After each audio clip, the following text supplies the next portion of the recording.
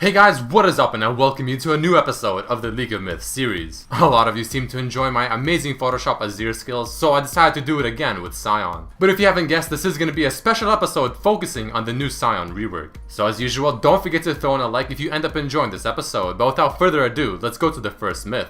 This one submitted by life_siphon on Twitter. What happens when two Scions ult into each other?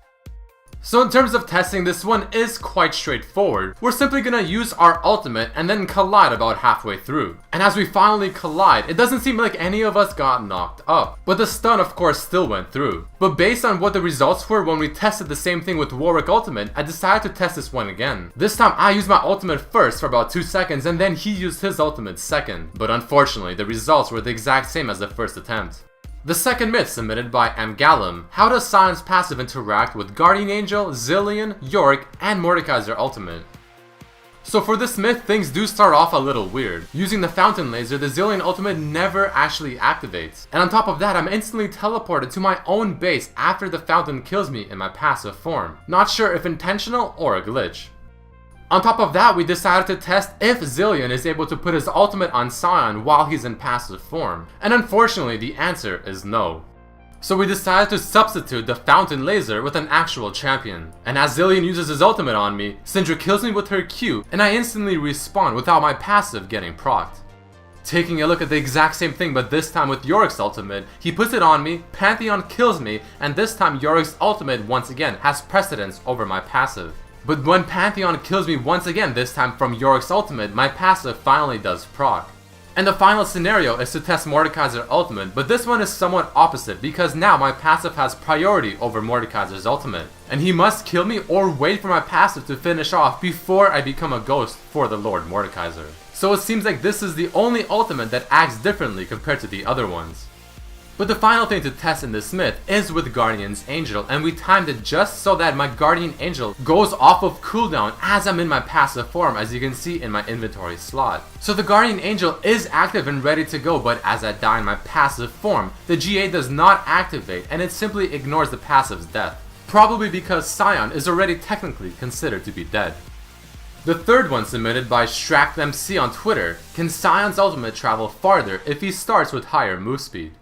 So for this one, we have 3 test case scenarios. All of them will have different factors contributing to how fast Scion moves. This one is gonna start off with myself dying and using revive to get the bonus move speed. And as it finally happens, I use my revive, the Jace and Zilean are waiting, all the buffs are put on me, I use my ultimate with home guard as well, dash across, and you're gonna see me go a bit farther than the indicator on the minimap says I should based on the ultimate's default range.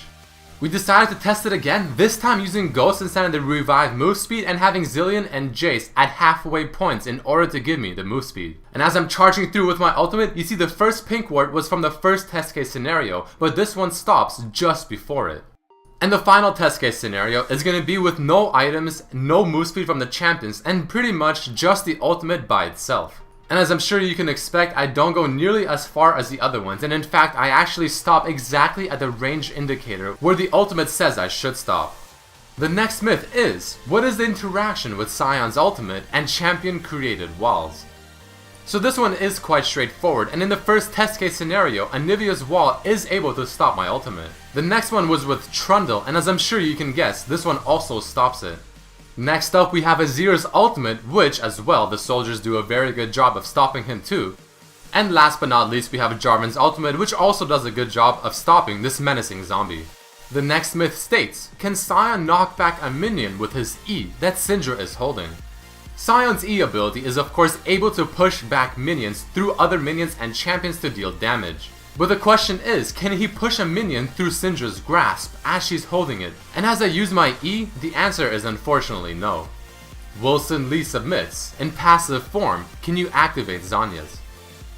So this one seems to be a little buggy, but you'll see what happens. The brand finally does kill me and bring me to my passive form, which I instantly use Zhonya's. It works, but the HP still goes down.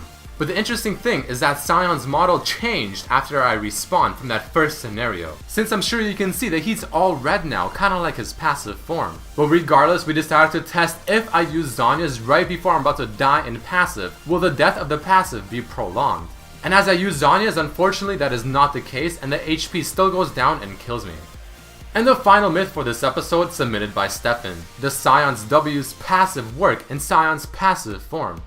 So whenever Scion goes into his passive form, all of his abilities get replaced by pretty much one ability that increases move speed. But you can see as I'm killing these minions, my maximum HP is still increasing, even though the W ability is technically not in my toolbar anymore. So the W passive still works even though I'm in the passive state, technically not even having access to that ability. Alright guys, that unfortunately does mark the end of this special episode featuring the new Scion. Pretty interesting stuff with, of course, a few bugs. But once again, I hope you guys did enjoy it. Please throw in a like if you did, and also submit your own myth for me to test either underneath this video in the comment section, or on my Facebook fan page, RedMercyLOL, or my Twitter, also RedMercyLOL. And maybe you'll be featured in the next episode. But with that being said, I hope you guys did enjoy this episode, and I hope to see you for the next one as well. Peace.